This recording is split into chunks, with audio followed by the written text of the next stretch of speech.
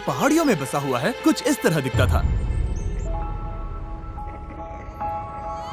और क्योंकि ये गांव ग्वाटेमाला जंगलों के बीचों बीच बसा हुआ है, एक ऐसा ट्रॉपिकल एरिया जहां गर्मियों में भारी तूफानी बारिश होती है, तब इनमें से कई घर ऐसी भयानक परिस्थितियों के आगे टिक नहीं पाते और यहाँ के लोगों पर अपने परिवार की सुरक्षा के लिए घरों को बार बार बनाने का दबाव पड़ जाता है। हालांकि ग्वाटेमाला सिटी यहाँ से बस 4 घंटों की दूरी पर है और वो इस गांव से बिल्कुल अलग है। वहाँ पक्के बने हुए मार्केट्स और काम मिलने के कई सारे मौके हैं और यही दूरी हम कम करना चाहते हैं। हमें ग्वाटेमाला के इस कम्युनिटी के बारे में पता चलते ही हमने कांटेक्ट किया टेचो को, जिसके साथ हमने 2 साल पहले काम किया था और हमने कोस्टा रिका के गरीब कम्युनिटी के लिए 10 घर बनाए थे ताकि हम इस गांव को नष्ट होने से किसी तरह से बचा सकें। और 1 हफ्ते बाद डैरेन ग्वाटेमाला सिटी के पास पहुंच गए और वहाँ खूबसूरत लैंडस्केप्स और रिच कल्चर होने के बावजूद भी उन्हें जल्दी से एहसास हो गया कि चिसिगुआन के उस छोटे से गाँव तक पहुँचना कितना मुश्किल है। उन्हें पास वाले गांव तक एक चार्टर प्लेन से जाना पड़ा और उसके बाद जंगल से होते हुए मीलों तक चलकर जाना पड़ा। एक ऐसी कसरत जो इन्हें पैसे कमाने के लिए हर रोज करनी पड़ती है। वहां पहुंचने पर डैरेन की मुलाकात हुई एल्बर्टो से, 8 बच्चों के पिता जो अपनी पत्नी मरिया के साथ उनकी देखभाल करते हैं। उन्हें सबसे करीबी सिटी तक पहुंचकर फैब्रिक बेचने के लिए घंटों सफर करना पड़ता है, जिसके लिए सिर्फ $2 मिलते हैं। मतलब उनके परिवार के हर एक सदस्य को हर हफ्ते लगभग $1 में जीना पड़ता है। और इतना ही नहीं, परिवार में सभी को एक ही बेडरूम शेयर करना पड़ता है। अभी ये लोग जिन घरों में रह रहे हैं वो बहुत ही बुनियादी स्तर के हैं। इनके फ्लोर्स मिट्टी से बने हुए हैं। यहाँ कोई बिजली नहीं है। इन्हें घर में आग जलाकर खाना बनाना पड़ता है और खुद को गर्म रखना पड़ता है। और उसके साथ ही एल्बर्ट और उसके कम्युनिटी के लिए पीने का साफ पानी इकट्ठा करने का कोई इंतजाम नहीं है। हमें अब भी जाकर कुएं से पानी लाना पड़ता है, पर जितना पानी हम इकट्ठा कर पाते हैं वो हमारे पूरे परिवार के सदस्यों के लिए काफी नहीं पड़ पाता। अपने परिवार को पालने के लिए इन्हें इतनी मुश्किलों से जाना पड़ता है कि हमें ये देखकर बहुत बुरा लगता है। हम इस समुदाय की मदद करना चाहते हैं, इनकी जिंदगी में बड़ा बदलाव लाना चाहते हैं, इन्हें एक कंफर्टेबल और सुरक्षित जगह देना चाहते हैं जहां ये बच्चों को बड़ा कर सके। तो अगले कुछ दिन हम हमारे पार्टनर टेचो जो यहाँ काम करने वाले हैं उसके लिए हमारे पास एक बड़ी योजना है। तो बस 4 दिनों में हम यहाँ पर 15 नए घर बनाने वाले हैं जहाँ होंगे बेसिक इलेक्ट्रिसिटी के लिए कुछ सोलर पैनल्स, एक सैनिटेशन सिस्टम, कंक्रीट के फ्लोर्स, एक लकड़ी जलाने का चूल्हा और एक रेन हार्वेस्टिंग सिस्टम जो होगा स्टोरेज और फिल्ट्रेशन के साथ। टेचो में ऐसे लगभग 15 लाख वॉलंटियर्स हैं जो इस ऑर्गेनाइजेशन से पास होकर निकले हैं। इस तरह की एक्टिविटीज उन्हें उनकी पारंपरिक जड़ों से जोड़कर और उन छोटे कम्युनिटीज को सहारा देकर उनकी जिंदगी बदल सकती है। वो अपने और उन कम किस्मत वाले लोगों के बीच की दूरी कम करने में मदद करते हैं।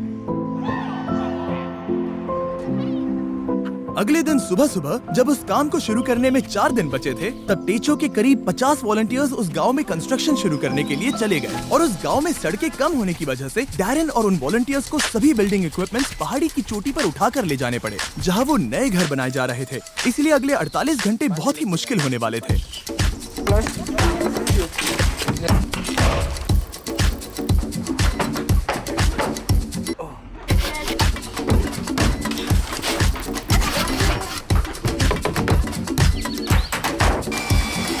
बस 2 ही दिनों में उन्होंने घर के कंस्ट्रक्शंस बनाने पूरे कर लिए थे। हालांकि बचे हुए सिर्फ 48 घंटों में अब भी उनके वाटर कलेक्शन सिस्टम के लिए इरिगेशन पाइप्स लगाने और प्लम्बिंग करना बाकी था।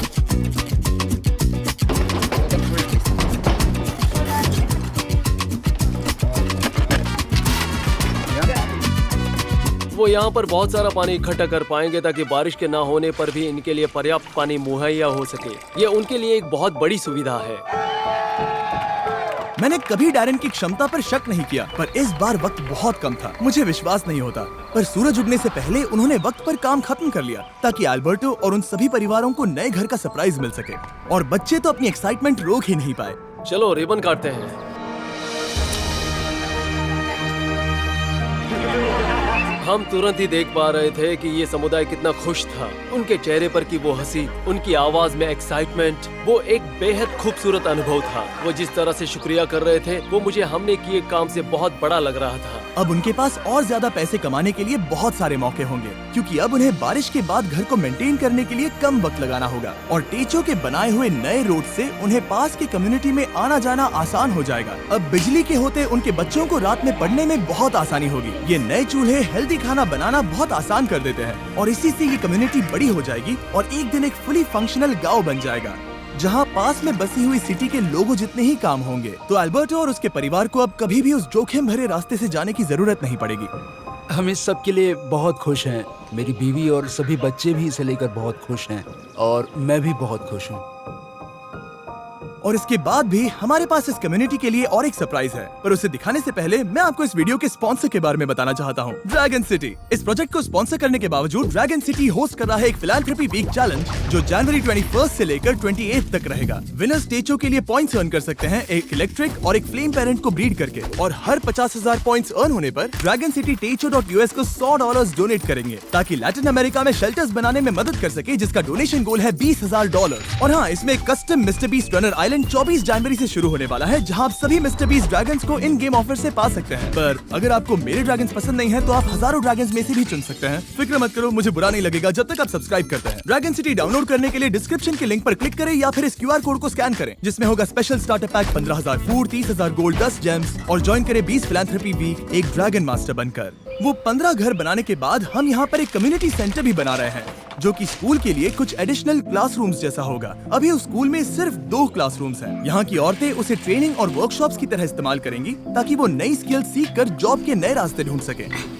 इस गांव के लोगों ने हमारे लिए अपने घरों को खुला कर दिया, अपने दिलों को खुला किया और साथ ही में अपने समुदाय को भी खुला किया, और उसका हमें इस समुदाय में रहकर एहसास हुआ। इस वीडियो के लिए आपका सपोर्ट मायने रखता है। उम्मीद है आपको मजा आया होगा। हमेशा की तरह आप सभी की आंखें इस वीडियो को देखकर लोगों की मदद करती हैं, पर आपकी उंगलियां भी मदद कर सकती हैं उस सब्सक्राइब बटन को दबाकर। तो जल्दी दबाइए और कमेंट्स में हमें बताइए, और जो भी सब्सक्राइब नहीं करेगा उन पर गुस्सा करिएगा। गुस्सा करिए लेकिन प्यार से, क्योंकि हमें पॉजिटिविटी पसंद है। पर हाँ, उन सब से सब्सक्राइब जरूर करवाइए। बाय। एना की प्यार भरी याद में हमें सपोर्ट करने के लिए शुक्रिया।